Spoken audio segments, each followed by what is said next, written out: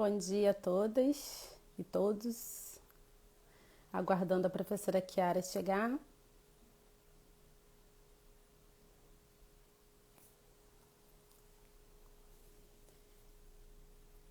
Ver se ela já entrou aqui.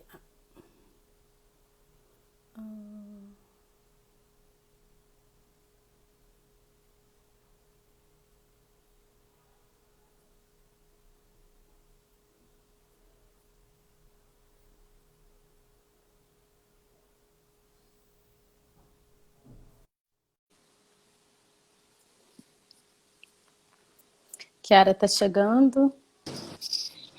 Ei, tudo bom? Tudo bom?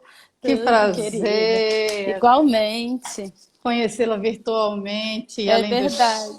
além dos textos, além dos vídeos, além da interação que a gente já tem aí É virtual. Que bom que verdade. a gente pode estar aqui junta. Muito Isso, feliz muito no dia bom. de hoje. Muito bom, muito bom. Eu sempre costumo pedir para quem A está gente. entrando Aham. mandar uma setinha para convidar mais pessoas. Nessa Isso. setinha aqui do lado. Aí eu vou E aproveitar e vou fazer isso também. gente, eu só acho que eu fiz uma bobagem aqui, porque eu acho que eu não botei o nome da live. Mas Eu pode consigo, colocar e fixar consigo o colocar comentário. agora? Ah, sim, Consegue. agora, né? Pronto. Beleza. Aí você Ó, segura e fixa o pronto. comentário. Peraí, só Enquanto um isso, eu minutinho. vou convidando mais pessoas Tá para certo. entrar aqui. Quem estiver aqui E online dando bom também, seja dia, bem-vinda, e dando bem-vinda. bom dia a todo mundo que está chegando aí. Gente, tá balançando aqui porque eu tô escrevendo, tá? Vocês me perdoem. Deixa eu botar aqui. Ah, vamos ver aqui.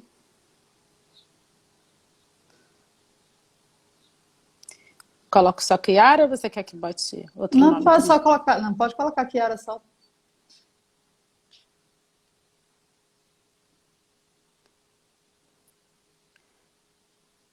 Pronto. Acho que agora vai. Tô vendo um monte de gente legal aqui já entrando. A Gabi, lá da Fica. Bahia. Caiu? Ah, agora foi. Acho que foi, né? Pronto. Saudar os Maitê. baianos, minha família toda de Salvador. Na verdade, uma parte de Cachoeiro. Saudar os. Você é baiana? Não, eu sou carioca. Carioca, né? Sou É, que eu vi carioca. que você era. Mas É, aí nasci. a família lá, né? Mas tem família de lá. Minha família é de lá. Meus pais são baianos. Coisa Bom, boa. vamos começar? Vamos conversar. Vamos começar, né? Pode nos Bom, conduzir, respeitando né, as mais velhas. bom, essa live, para quem estiver entrando e talvez não acompanhe, é um pouquinho diferente, né? Porque, na verdade, geralmente a gente troca com o anfitrião da casa, alguma coisa nesse sentido, né? E eu e É. Chiara estamos aqui no espaço de Mulheres no Processo. Muito feliz pelo convite e vamos nós duas aqui, na verdade, compartilhar um pouco das nossas experiências, da nossa caminhada na academia, né? Porque esse momento muito pontual que estamos vivendo, em que há um despertar de parte da sociedade para o problema do racismo e sobre a falta de presença de pessoas negras em determinados espaços, né? Quer dizer, embora para nós essa já seja uma discussão que a gente vem travando há muitos anos, desde sempre, os nossos ancestrais, né, nessa luta e nesse embate há muitos anos, mas aparentemente, nesse momento, parte da sociedade que estava um tanto quanto desconectada dessa discussão começou a se, digamos assim, se alinhar conosco nesse debate, né? Então a gente está aqui um pouco para trocar e a gente estruturou mais ou menos assim como um acordo em três blocos, digamos assim, três grandes blocos, né? Então a gente vai compartilhar com vocês um pouquinho da nossa trajetória profissional com foco na questão acadêmica, que é o recorte aqui. É, vamos falar um pouquinho dos desafios, né, da gente estar inserida numa epistemologia que é totalmente eurocentrada, branca, e que não leva em conta nem valoriza outros saberes, outras formas de produção de saber, e no direito isso é bastante problemático. E pensar também em caminhos e quais são as consequências dessa epistemologia tão história única e quais são os caminhos que a gente pode prospectar, né? Porque eu acho que é importante a gente prospectar e não ficar só no diagnóstico. Então, se a Chiara quiser começar falando um pouquinho de você, e aí depois eu falo um pouco de mim também. Então, um bom dia para todas e todos que estão aqui nos vendo. Agradecer demais esse convite das Mulheres no Processo. É um grupo que eu venho acompanhando desde o ano passado. E é interessante falar, assim, quando falo um pouco de você. Eu sempre começo como eu sou uma mulher negra, porque é isso que cruza todas as atividades que eu faço. Eu sou uma mulher negra nascida no interior do Nordeste, na cidade chamada Palmares. Então, o espírito de zumbi nasce junto. Uma cidade açucareira, uma cidade da Zona da Mata, a família toda voltada para esse tipo de atividade. Todo mundo, né, que começou ali desde servente a escriturário nas usinas, e sempre trabalhou com usina de cana-de-açúcar, e eu fui menina de engenho até os 14 anos. Então, eu vim morar na cidade pela primeira vez, eu tinha 14 anos, e foi o esporte que fez essa ponte, assim, porque a partir do judô, que eu era a única atleta do interior de Pernambuco que era da seleção pernambucana. E aí a própria seleção pernambucana ficava, né, fazendo uma pressão para eu ir para a capital para facilitar os treinos.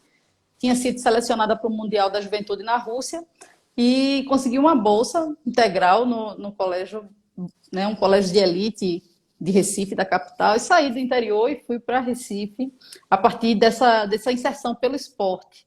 Sendo a família simples, a gente melhorando de geração em geração. Meus pais já viveram uma geração de não miséria, de não fome, digamos assim, como os antepassados viveram. E investiram muito em educação. É uma coisa que a gente, principalmente que vem dessa terceira geração de pós-declaração de abolição, esses nossos pais, eles são muito, assim, principalmente considerando que a gente tem uma mesma geração, eles são muito focados nessa questão da educação como um meio de furar os bloqueios sociais. Então, o investimento sempre foi, mesmo morando no engenho, estudar na escolinha privada, melhor que tivesse na cidadezinha mais próxima. E depois fazer todo o investimento para se morar numa capital, que para quem vem do interior é muito difícil. E aí eu fui morar em Recife aos 14 anos, estudei num bom colégio, construí uma boa base, consegui ingressar na Universidade Federal de Pernambuco, que era meu sonho. Decidi fazer direito aos 9 anos, e eu decidi aos 9 anos que ia ser advogada.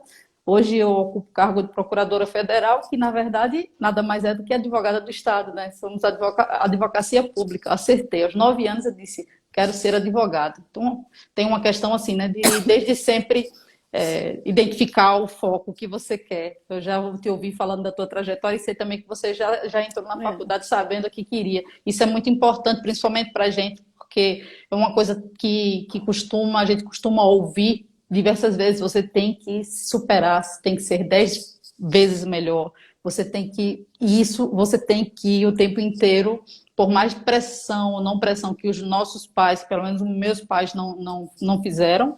Eu me sentia pressionada por eu ver todo o sacrifício que eles estavam realizando.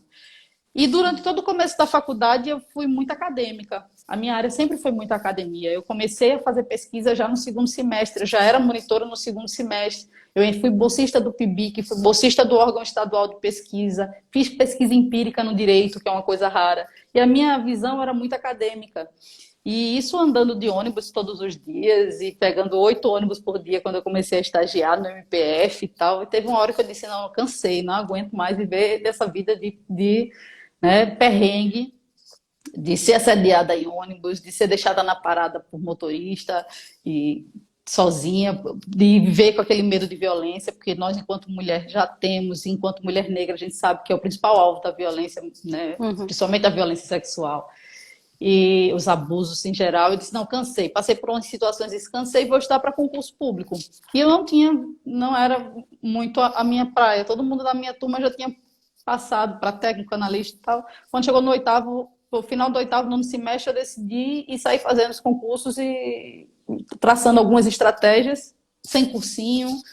Só a minha estratégia era perguntar a quem já tinha sido aprovado antes de mim. Como foi que vocês fizeram? Como foi que vocês passaram? Construir uma metodologia própria e saí sendo aprovada em alguns concursos e abri o concurso da Procuradoria-Geral Federal. E aí as minhas amigas disseram, se inscreve. Eu disse, gente, eu comecei agora nessas coisas de concurso público, não vou conseguir passar nisso aí agora. Estou ainda no nono semestre da faculdade. Kiara faz, tô tá no embalo do concurso, já faz. Aí elas me obrigaram a inscrever, escrevemos em 6, 3 foram aprovadas. E o resultado saiu no dia do baile da formatura. Então, olha que hoje, maravilha.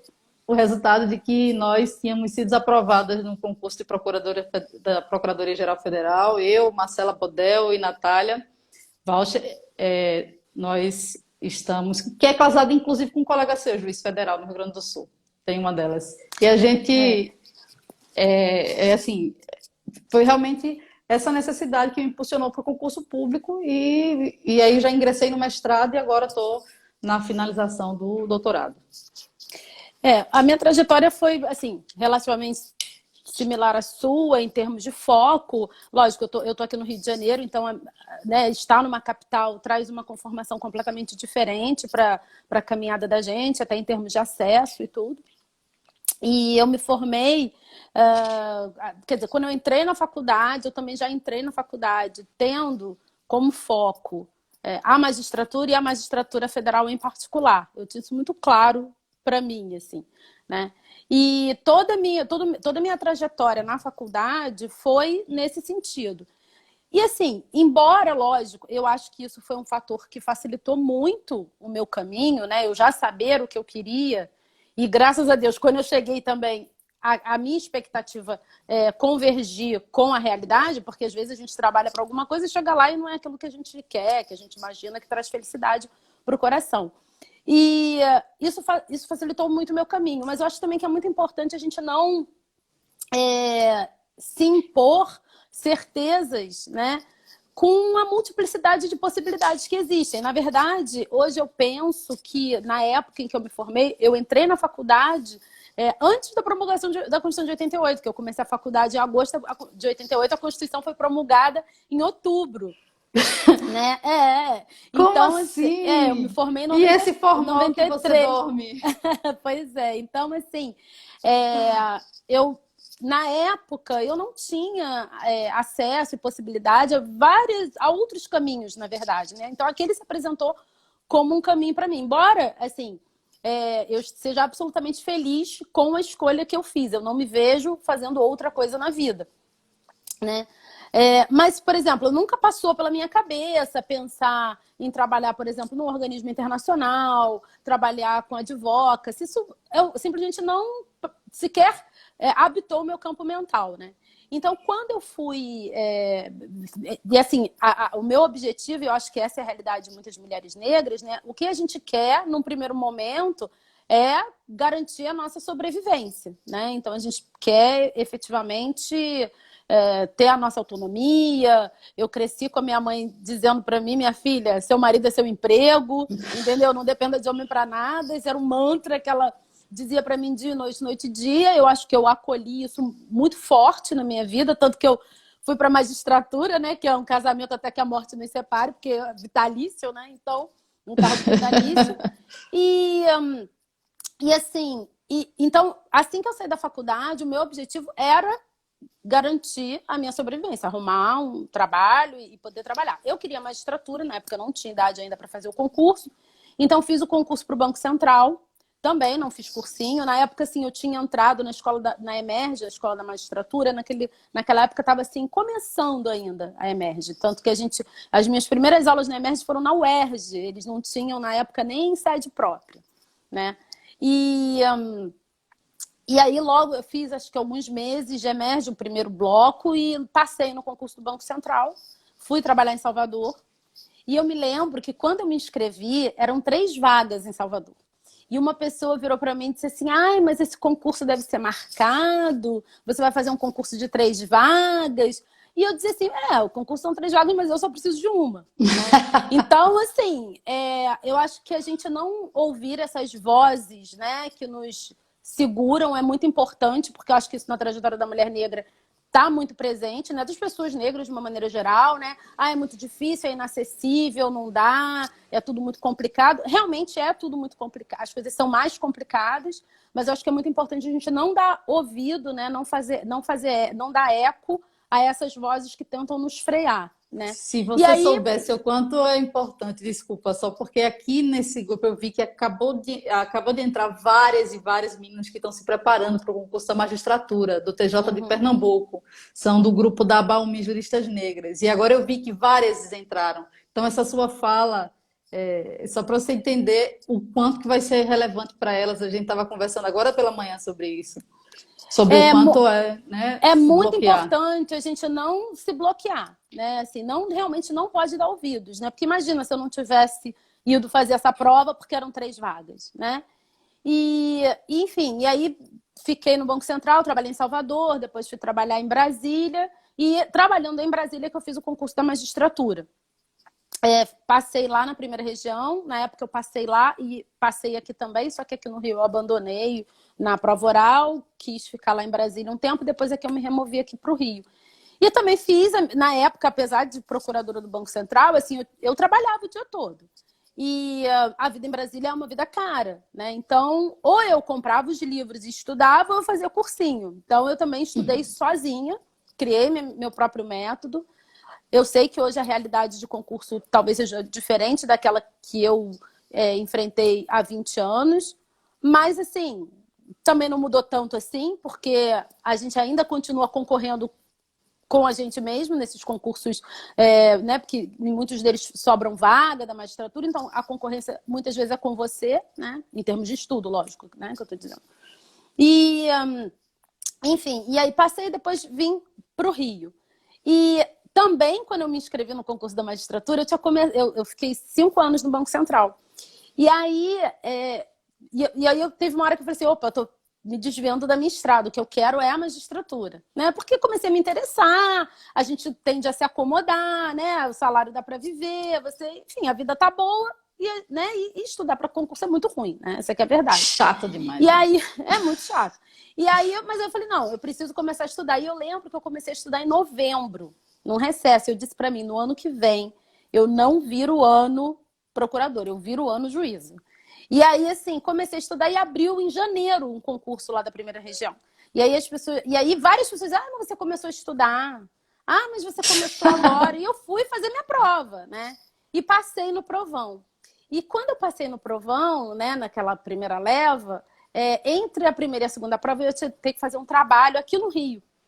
E aí eu lembro que eu comentei com um colega assim, falei, poxa, eu não sei como é que eu vou fazer, porque eu vou estar nessa força-tarefa lá no Rio, e vou ter que estudar para a prova de sentença, como é que eu vou fazer? Aí ele disse assim para mim, Adriana, pelo amor de Deus, você acha que você vai passar? Entendeu? Então, assim, é isso, né? São vozes, assim, que a gente não pode realmente dar ouvido. Porque imagina se eu tivesse dado ouvido também a essa voz, talvez eu não tivesse, né, passado no concurso naquele momento e tal. Então, eu acho que é isso, né? Eu não sei se com você teve isso, né? Porque são várias vozes.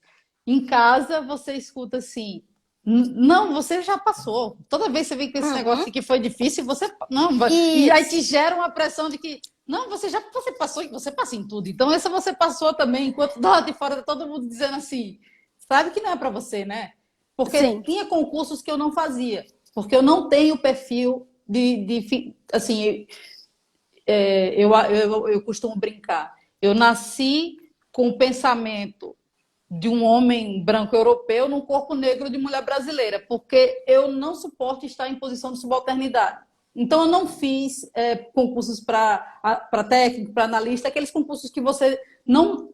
Outra pessoa se apropria, às vezes, da tua intelectualidade e assina no seu lugar, que você não fiz para nenhum desses cargos. Eu fiz para cargos já de autonomia. E eu teve um colega meu que falou justamente isso. Um colega que eu sei que gosta de mim, mas ele disse, você acha que você vai passar logo para procuradora? Direto, assim. Eu disse, por que eu não posso? Eu vou fazer concurso de acordo com o perfil que eu acho que eu tenho. E também tem muito isso. Eu tô vendo aqui alguém comentando, nossa, essa pressão tanto a positiva como a negativa é horrível. Mas assim, gente, isso é da vida, né? Assim, isso é do jogo. E eu acho que a gente também aprender a administrar, quer dizer, e aprender, que eu digo, é construir redes de apoio, de solidariedade, né? Pessoas que vão nos acolchoar um pouco, né, a dureza desse caminho, faz parte das nossas estratégias também de alcançar os nossos objetivos, né? A pressão ela vai existir em alguma medida, muitas vezes até sem a intenção de pressão, né? Porque quando a família diz, você já passou, o que ela está querendo dizer, olha, eu confio em você, você é capaz, está querendo nos empoderar, né? Uhum. E eu acho que tenho certeza que todas essas vozes contrárias não fizeram eco em mim, porque na minha família, assim, sabe, aquilo era uma certeza, assim, das minhas possibilidades, da minha capacidade. Então, não tinha espaço muito para eu duvidar, quer dizer, duvidar a ponto de me paralisar. Claro que isso é um grande diferencial, né? Isso, a gente se duvida muito. E aí, assim, a vida acadêmica, realmente, eu deixei para o momento em que eu já estava com a minha vida estabilizada. Então, eu fui começar o mestrado quando eu já estava aqui no Rio, estava nas portas, inclusive, de titularizar. Eu terminei de escrever a minha dissertação na minha primeira lotação como titular, no interior do Espírito Santo, e o doutorado também. Comecei, e aí, assim, vim caminhando, né? A gente vai encaminhando pelo interior e tal. E quando eu me removi para uma vara aqui na capital, hoje eu sou titulada da 5ª Vara Federal Criminal, né? Então, quando eu me removi para a vara da capital, aí eu resolvi fazer o doutorado. E, assim, quando a gente entra na academia, e no meu caso, né, assim, eu já entrei mais velha, porque hoje há essa maior permeabilidade, né, de pessoas jovens começando a vida acadêmica, há aquele olhar também, né, assim, muito... Mais uma vez, é como se você tivesse que reescrever a sua história, né? Você tivesse que novamente mostrar que você é capaz. E aí vem todos aqueles dilemas que eu acho que muitas mulheres passam, e as mulheres negras em especial, né? A síndrome de que a gente é uma impostora, de que a gente deu sorte, de que a gente chegou ali, entendeu? Que a todo momento a gente fica, não, eu não sou capaz, vão me desmascarar agora eu vou ser pega, agora vão me pegar, né? Então, é um pouco isso. E pronto, a minha dissertação de mestrado eu escrevi sobre discriminação racial, e quando eu fui para o doutorado, eu fui para algo completamente diferente. Eu acho que também numa necessidade de afirmar, assim, obviamente porque o direito penal me interessa, o meu doutorado foi em direito penal, eu trabalho com isso, enfim, a minha área de interesse, mas muito também numa necessidade de dizer, olha, eu sou uma mulher negra e eu escrevo sobre o que eu quiser, né? Eu me pauto, eu não vou ser pautada por ninguém, né? Então, eu acho que isso também é uma coisa muito importante, porque a gente luta para ser livre, né? Então, a gente também não pode Exatamente. criar amarras para nós. E isso é interessante, Adriana, porque eu fiz o caminho totalmente inverso. Se você pegar o meu currículo Lattes, eu nunca pesquisei sobre raça e gênero, até pouco tempo. Então... E, de certa forma, eu vejo hoje isso na minha desconstrução epistemológica, que isso foi uma violência colonial. Eu tive toda uma educação colonial, eu sou filha de uma família interracial e de uma família do interior que foi muito afetada pela política de branqueamento. Então, era uma família de pessoas pretas, mas que tentam se embranquecer de toda forma para ser aceita em sociedade, e que preto é todo estereótipo negativo. Não tinha não foi criado por pais com militância, e isso faz uma grande diferença. A nossa história, portanto, termina nos levando nos colégios particulares, nas universidades que foram construídas para as elites e nos espaços institucionais também construídas para as elites brancas. Isso faz com que você se construa. Eu falei brincando que eu sou uma mente de um homem branco no corpo de uma mulher negra, porque, na realidade, o colonialismo faz isso com a gente. Ele constrói toda a nossa história apagando a nossa identidade. E agora, nos últimos 4 anos, é que eu venho desconstruindo quase 30 anos de mente colonizada, de mente que foi colocada a partir de uma epistemologia e a partir de uma vivência que não era minha. E não fazia muito sentido para mim. E a minha, enquanto eu falo, é Kiara enquanto sujeita política, enquanto mulher negra, enquanto pessoa coletiva, como coloca tantas vezes Angela Davis. Aí você pegar o meu currículo lá, você vai ver que tem lá eu falando até sobre o direito dos animais e não tem nada de eu falando sobre mulher preta, sobre mulher negra. Não tem, por quê? Porque eu vim de toda essa construção colonial, eu fiz as referências na Universidade Federal de Pernambuco, na Faculdade de Direito, as referências são alemães. Eu tinha que ler em inglês ou em espanhol, porque o alemão eu não cheguei lá, eu fiquei na metade do caminho para o Olimpo, porque só os deuses do Olimpo falam alemão, né? Nessa lógica colonial. E aí as minhas referências teóricas eram Habermas, Luhmann, os teóricos da argumentação jurídica, e as pessoas... Imagina o direito assim, penal, né? E aí, e aí você fica se pensando e se colocando, hoje não, hoje eu estou desconstruindo esse pensar, desnaturalizando diversas situações, porque como eu não pautava raça e gênero, eu era sempre a única negra nos eventos. Eu sempre era a única mulher negra discutindo argumentação jurídica ou discutindo uma epistemologia da teoria geral do direito, que sempre fui mais hetética. Não sou das disciplinas dogmáticas, não sou da área de direito. Dou aulas de direito constitucional hoje, mas prefiro a teoria geral da Constituição, mas as minhas disciplinas são filosofia, sociologia, eu sou mais hetética mesmo.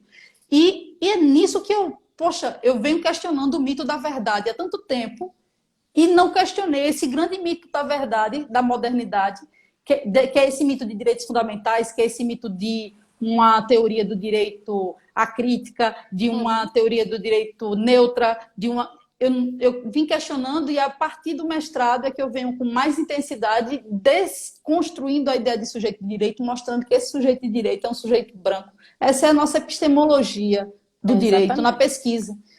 Né? E eu acho que foi aquilo que a gente conversou antes de começar a live, quando a gente estava trocando ali as figurinhas. Eu entendo que o fato de hoje eu me desconstruir e me colocar nessa encruzilhada, como fala bem Carla Cotirene, né? Nessa interseccionalidade entre gênero e raça, nesse processo de desconstrução, hoje eu percebo o quanto eu observo muito mais. O quanto o meu horizonte de visão foi ampliado pela leitura das intelectuais negras, sobretudo, e de alguns intelectuais negros. Doutora Lívia Santana entrou aí, ela falando, né, que esse projeto colonial né, o direito é um espaço onde a colonialidade é muito forte, muito presente, potente e inquestionada, de uma maneira geral. E efetivamente, assim, a gente tem um projeto colonial no Brasil que é um projeto de sucesso, né? As instituições no Brasil, elas são desenhadas para funcionar exatamente como elas funcionam, né? Elas não são disfuncionais, é algo que eu gosto sempre de ratificar, né? O professor Antônio Simas, que é um professor de História aqui do Rio de Janeiro, ele pontua muito isso, né? Assim, as instituições, elas funcionam exatamente para aquilo que elas foram desenhadas para funcionar, e elas não foram desenhadas para abarcar os nossos corpos, né? Então, como é que nós, que outro dia éramos coisa, né?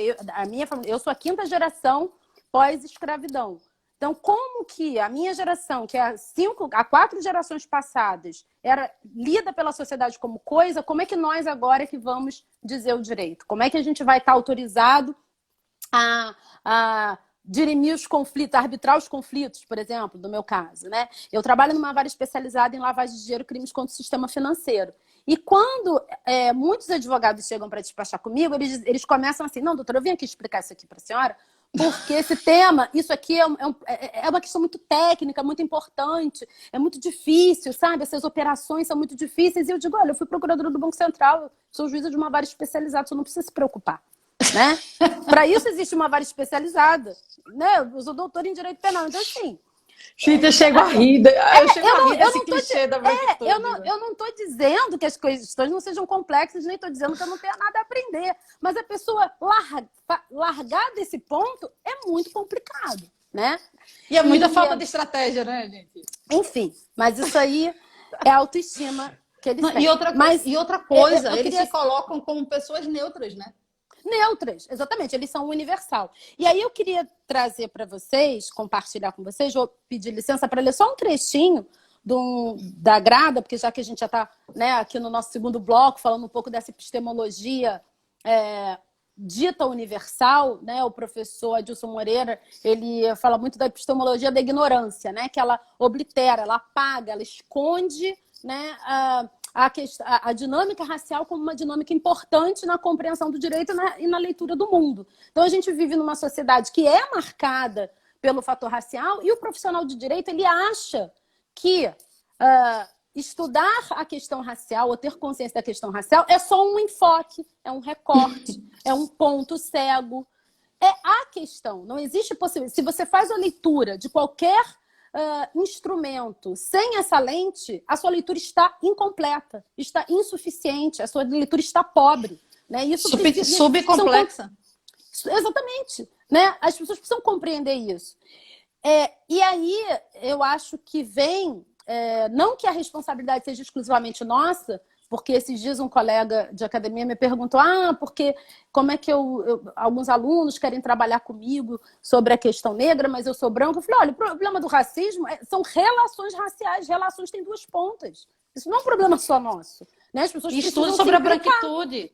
Exatamente. Se racialize. Se racialize, deixe de se enxergar como universal. E, para isso, nós também precisamos, no sentido de que é muito importante que a gente, principalmente as mais novas que vêm chegando e que precisam dessa escuta, assim, dessa palavra, a gente tem que escrever, a gente tem que produzir. E eu digo isso falando por mim. A escrita, para mim, é uma dificuldade que eu venho tentando vencer. E por aí, assim, tem N razões para isso, né? Que não passam só exclusivamente pela falta de tempo, que é objetiva, mas tem outras questões mais profundas. E tem um trecho do livro da Grada que eu acho que, assim, calha a fiveleta, usando uma expressão bem colonial, né? Encaixa perfeitamente a essa situação, em que ela diz assim, né? Ela vem citando a Patrícia Hill Collins, mencionando, né, como eu, uma mulher negra, poderia me descrever nessa arena, porque nós somos convidadas no direito a falar sempre de uma maneira confortável ao ouvido branco. Essa que é a verdade. E quando a gente busca essa acomodação, a gente tira a potência da nossa fala. Esse desconforto, esse clamor por conforto é também uma maneira de nos regular. Ela fala isso, né? E aí ela vai dizer dos nossos conflitos, e eu acho que muitas mulheres negras que estiverem nos ouvindo, e acredito que você e eu, pelo menos, já passei por isso e passo muito por isso, quando a gente se vê diante do desafio de escrever, de escolher o que vai estudar, ou um artigo que vai escrever, a gente pergunta, para quem eu devo escrever? E como devo escrever? Devo escrever contra ou por alguma coisa? Às vezes, escrever se transforma em medo. Temo escrever, pois mal sei se as palavras que estou usando são minha salvação ou minha desonra. Parece que ao meu redor era e ainda é colonialismo. Né? Então, assim, a gente conseguir, né, transcender isso demanda um esforço absurdo de energia que a gente podia estar gastando para outra coisa, mas eu acho que é um esforço que é necessário, né, da gente se empenhar. E eu vou confessar bem uma coisa aqui, Adriana. Nesse meu processo né, vim ao contrário, vim totalmente colonizada, vim discutindo pautas realmente da branquitude, sem qualquer racialização, durante os anos de pesquisa e de academia. E hoje, eu estar nessa desconstrução, eu vou te dizer que eu estou conseguindo começar a voltar a escrever agora. Mas eu passei 2 anos paralisada. Eu passei 2 anos que eu dizia assim, tipo, me negaram quem eu sou. Eu me sentia totalmente desencaixada, mas eu não entendia muito bem por quê. É porque eu estava pautada numa epistemologia de verdades que não condiziam em nada com as minhas verdades. Eu estava pautada em uma construção de uma teoria que é fundada no individualismo, quando é da nossa ancestralidade saber que somos pessoas coletivas e que nada se faz única individualmente, apesar de a gente ter o individual, eu sou porque nós fomos, eu sou porque nós somos e porque seremos, e esse princípio Sankofa, essa circularidade e essa tecnologia dos nossos ancestrais, esse saber que nos foi negado, que na própria negação da nossa identidade, isso leva a uma paralisia, porque eu fiquei diante de um universo de conhecimento que eu não tinha tido acesso, e eu fiquei... Cada coisa que eu lia me levava a mais outras 100 leituras, que levava a mais outras 1000 leituras, e eu nunca me sentia competente o suficiente para começar a escrever agora enquanto mulher negra. Sim. Tanto é que hoje eu ainda não tenho nenhum texto acadêmico publicado enquanto mulher negra, porque eu ainda estou nesse processo de crise existencial. Quando eu olho, eu digo, eu estou usando a linguagem e os termos do colonizador. Eu tenho que começar, e a gente tem que começar na academia a usar nossa potência para construir, inclusive, não só semânticas e sentidos para as palavras que já existem, mas construir outras palavras, porque, como Grada Quilomba bem coloca, o idioma que a gente foi obrigada a usar, ele não traz as significações todas do que a gente quer dizer. E você veja o quão forte é isso, porque o livro da... Aliás, eu li, não mostrei, é o livro da Grada, Memórias da Plantação. E esse trecho está na página 65, 66. E quando a gente começa... na verdade, logo o primeiro capítulo dela, ela fala sobre... Ela usa a figura da Anastácia, do silenciamento, da voz. Porque assim, nós fomos privados da nossa religiosidade, nós fomos privados da nossa voz, da nossa semântica, do nosso idioma. Né? Então, a nossa linguagem ela já é violência. Né? E a gente se apropriar disso e reverter e virar esse jogo é muito difícil. Né? Mas é um desafio que está posto. Alguém colocou aí, eu não estou só. Não está mesmo. Não está. Não está mesmo. E eu queria até fazer uma referência aqui, porque eu estava ontem assistindo a live A gente tem um rabo aqui entre nós. Lucas dos Prazeres é um músico incrível, é aquele músico que fez aqui, né, aquela música do nosso trailer, da campanha das juristas negras. É um músico incrível, e mais direito, de que ele é o... Acho que... o novo ama. E quando eu... Tecnologia... Desculpa.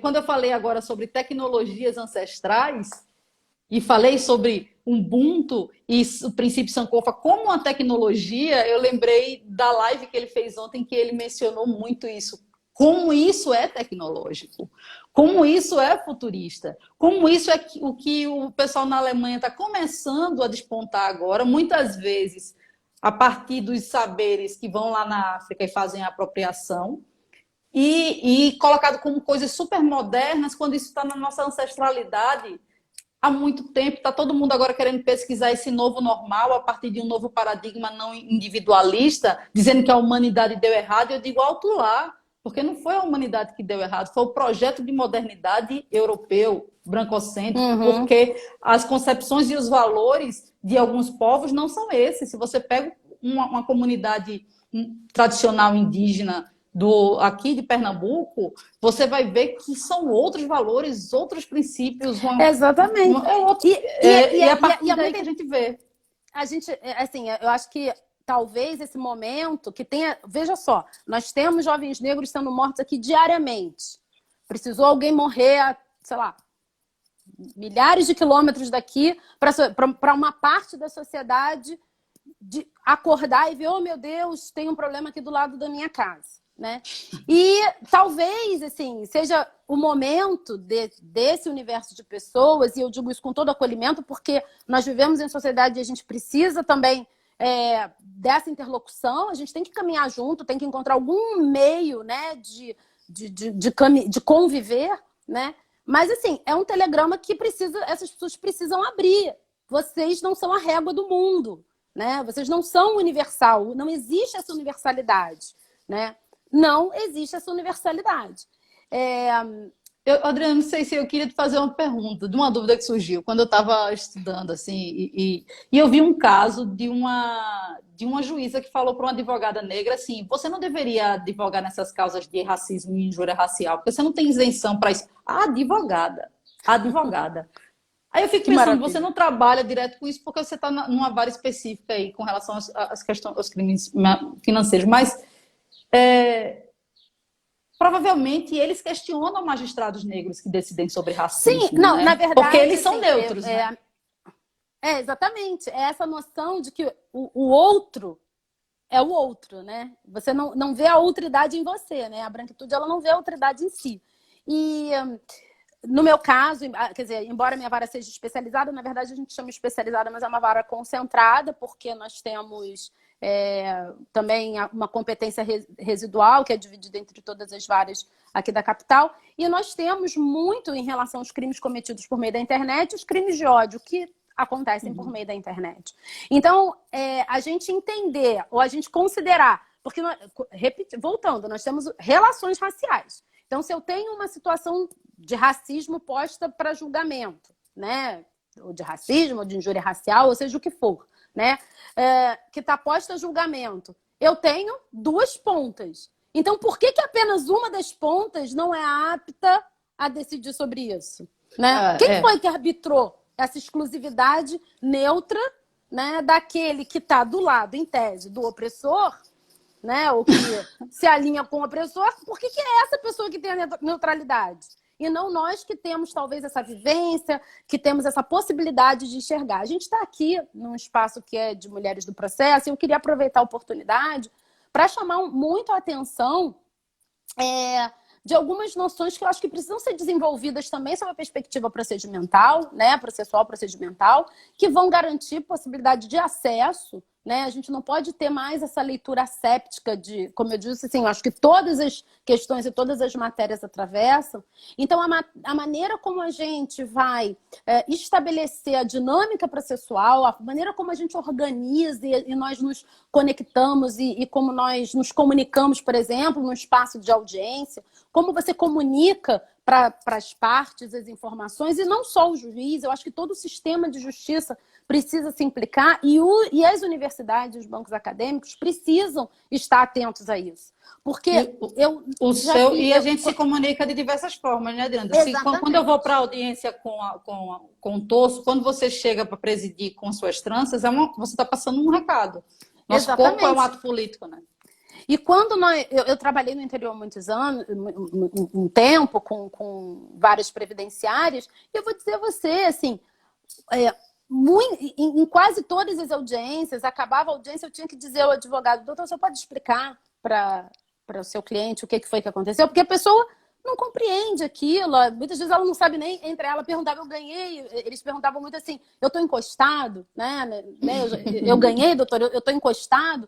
E eu dizer, doutor, o senhor tem que explicar para o seu cliente, né? Então, assim, essa ideia de que, quando a gente fala que o Poder Judiciário é racista, e que, né, como estrutura, a gente tem que alargar esse olhar, né? O sistema de justiça é racista como estrutura, né? É o advogado quando olha para o seu cliente de cima para baixo, né? É o profissional, é o agente de segurança, enfim, em todos os estratos, em todos os momentos a gente tem esse olhar, né? Porque muitas vezes a gente olha exclusivamente para a perspectiva do julgador, que é uma figura obviamente importante nessa dinâmica, mas a gente tem que olhar o sistema como um todo. Isso é uma coisa importante quando você fala de procedimento, que é uma coisa também que eu acho que nos une na perspectiva, é que somos acadêmicas, mas também atuamos processualmente com direito.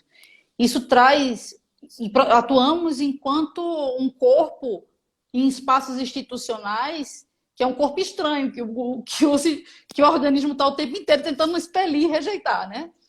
E isso traz essa experiência de ser uma mulher negra em ambientes institucionais e de ser uma mulher negra na academia para trabalhar isso juridicamente, o que traz uma potência muito grande para a gente na hora de observar esses fenômenos, porque o que acontece muito com a negritude intelectual é não se propor a ocupar esses cargos que a gente ocupa.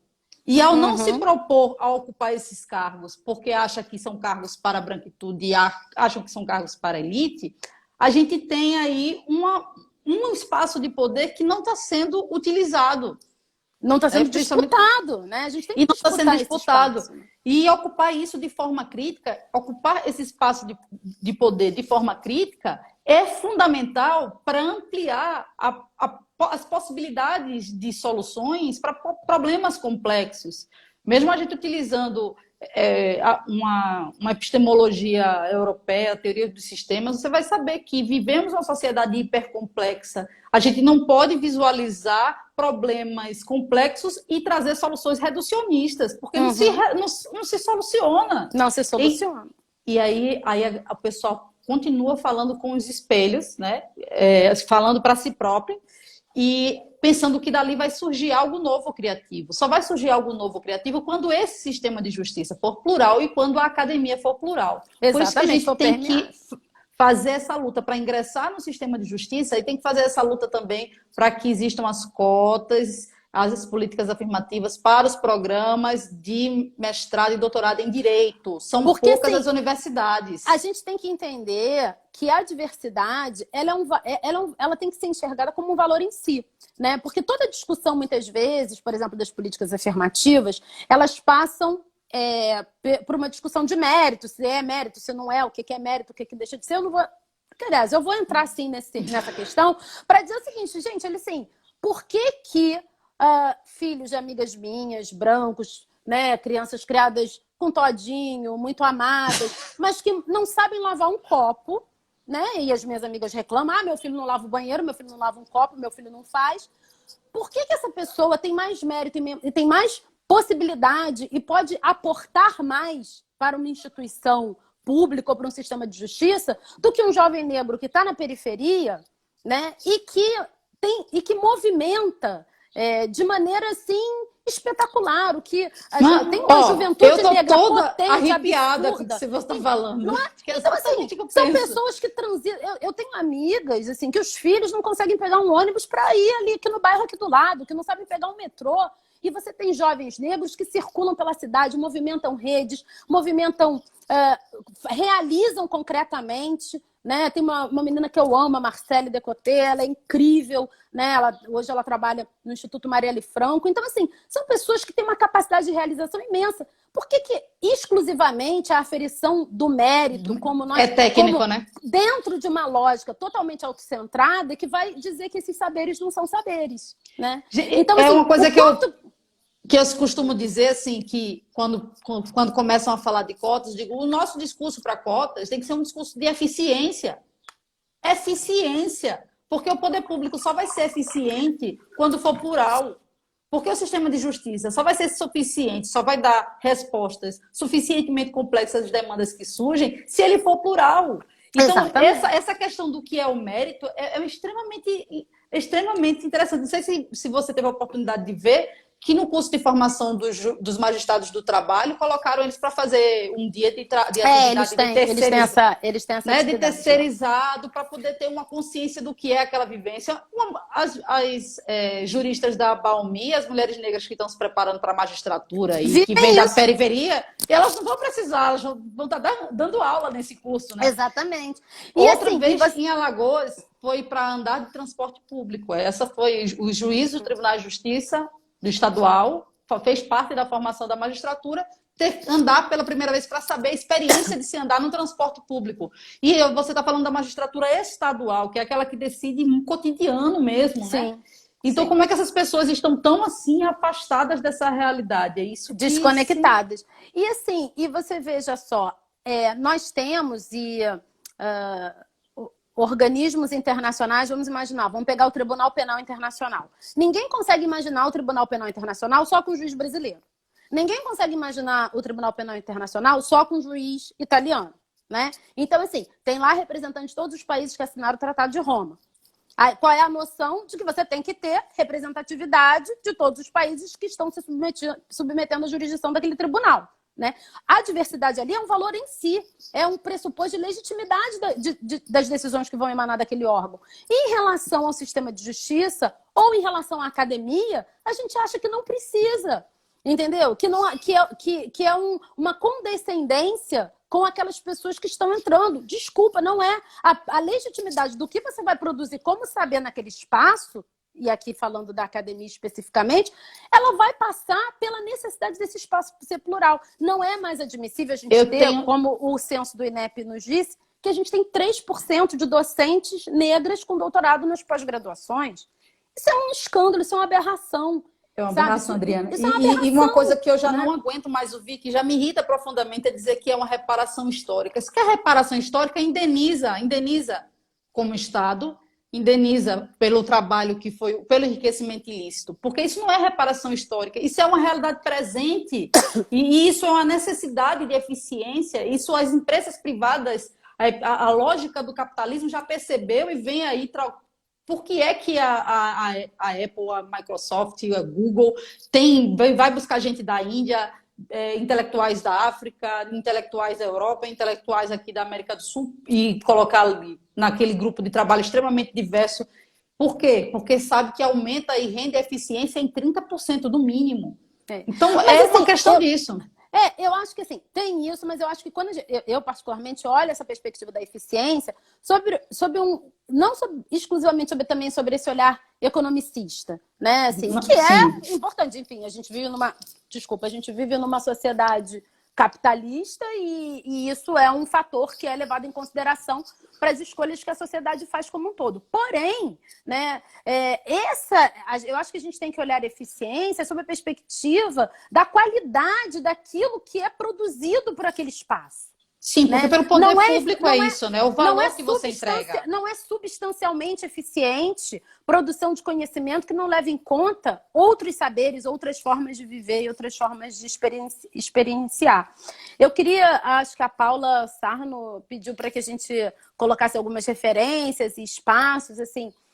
Eu acho que uma leitura essencial, quer dizer, eu citei aqui a Grada, a gente tem Bell Hooks, a gente tem Patrícia Hill Collins, a gente tem Lélia Gonzalez, brasileiras, né? A gente tem Lélia Gonzalez, a gente tem Sueli Carneiro, a gente tem... esses dias me chegou às mãos um texto que eu confesso que eu não conhecia, da Glória Andalzua, que eu quero até depois maravilhosa, ler um trechinho sobre a fronteira, vocês. Né? Tem um texto dela das fronteiras e tem uma carta dela para as mulheres de cor, né? Porque ela fala dentro daquela perspectiva da realidade americana, que também as latinas, né? Aqueles grupos, as asiáticas e tal. O texto dela é maravilhoso, eu queria depois encerrar com um trechinho dela para vocês. Eu queria dar fazer uma diferenciação. Eu sempre faço uma diferenciação quando alguém me pergunta indicação bibliográfica. Se for para uma pessoa branca, eu digo, leia sobre branquitude, pesquise sobre sociologia das elites, leia Entre o Encardido Branco e o Branquíssimo, para saber Weiner, né? como funciona a branquitude, se racialize, se entenda enquanto um dos polos da relação racial, porque não adianta nada, eu estou lendo Djamila. Sim. Se você não está entendendo nem o que é ser branco. Ou seja, você não está entendendo, como diz a minha terapeuta que está aqui, Daisy Leitão. Você não está entendendo nem o seu rolê. Você não está entendendo o seu rolê, você vai querer entender o meu. Rolê dos outros, exatamente. Eu queria sugerir a vocês também, para quem lê inglês, tem um livro da D'Angelo que fala também sobre a fragilidade branca, que é White Fragility. Eu acho que na Amazon tem um resumo do livro. Não sei, assim, eu tenho o físico em inglês, eu vi que na Amazon tem um e-book, eu acho, da versão... mas lá está escrito como se fosse um resumo do livro, eu não sei exatamente o que é, não vi. Mas é uma leitura também super importante dentro dessa perspectiva da branquitude, de entender qual é o seu lugar no mundo, né? Assim, estamos numa sociedade racializada e assim, são relações. Existem, no mínimo, duas pontas, né? Nessa equação. Né? E todas as pontas dessa equação se pensam e se questionam. A gente já está se pensando e se trabalhando há séculos, né? E eu, assim, não dá para também a gente tratar dessa discussão, embora eu acho que isso seja uma coisa muito rasteira, mas eu não perco a oportunidade de dizer isso, assim. Todo discurso sobre a questão racial no Brasil é tratada por uma parte muito significativa da academia jurídica, inclusive, né, do mundo do direito e da praxis jurídica, como a vitimização, como se nós estivéssemos numa posição. E, assim, também é um outro telegrama que a gente tem que entregar. Meu amigo, minha amiga, né? Nossos antepassados chegaram aqui em navios que eram chamados de tumbeiros, em porões fétidos. e hoje nós estamos aqui. Nós somos tudo menos pessoas que não são capazes de realizar, transcender e que nós temos toda a agência possível para realizar e realizamos muito. Somos potência. Né? Eu estou vendo aqui, potência, Adriana, né? que o texto que você citou sobre a fragilidade, o meu mentor maravilhoso, Paulo eu vi aí que Fernando, colocou, procurador federal também, é um irmão meu, ele está aqui dizendo que já tem tradução. E aí botou a revista da UERJ, inclusive. E ele estava falando no evento essa semana sobre armar o cabelo, porque ele é o único procurador Black Power que eu conheço, né? E ele arma bastante o cabelo mesmo. E o que é que isso significa? E ele cita justamente a questão de que quando a gente arma o cabelo, quando a gente coloca a nossa estética, a gente diz que está alerta, a gente diz que está em luta. Em luta pelo quê? Pela nossa própria identidade. E dizendo que a gente está alerta e que a gente tem essa consciência crítica e a gente ocupa esse espaço de consciência crítica. Então, agradecer a Paula aí por estar aqui acompanhando a gente. Eu vou até sugerir a vocês das Abaiomes e tal, a gente fazer um projeto, talvez, até das nossas transformações ao longo do tempo. Quando eu vejo a foto da minha posse, eu tô com um chanelzinho lisinho, todo, né, assim, caretinha e tal, e eu fui me transformando muito também fisicamente ao longo do tempo, dentro dessa noção, dessa perspectiva, porque, assim, é muito difícil você ingressar nesse espaço e você se entender. Um espaço de muita solidão, como a Lívia estava dizendo, né? Assim, esses encontros, eles são muito difíceis. Quanto mais a gente sobe, mais o ar vai ficando rarefeito, né? É difícil para a gente conseguir respirar e ser nesses espaços mais elevados. Muito bom você estar falando isso, porque eu estava falando isso para o grupo da Abaomi hoje de manhã. Eu disse, vocês fiquem felizes no processo de estudar, porque quando vocês entrarem no cargo, não pensem que vai ficar tudo mais fácil, não. É como um jogo de videogame, a armadura fica mais bonita, exatamente, mas o desafio vai ficando maior. A gente vai passando por outras fases do game, exatamente, né? E os mecanismos de silenciamento, eles vão se sofisticando também. E talvez mais difíceis da gente perceber, revelar e confrontar, né? Eles vão se sofisticando, porque o racismo tem essa perspectiva. Ele é uma tecnologia que ele vai se mimetizando, né, no ambiente. A gente tem que fazer um seminário, viu? E se redesenhando, né? Porque a gente tem que fazer um seminário, viu? Eu, você, Lívia, que está aqui, o Paulo, porque isso é uma coisa que a gente tem se debruçado muito. Por exemplo, como que a gente vai revelar esse racismo institucional? Que a gente sabe que está ali sofrendo.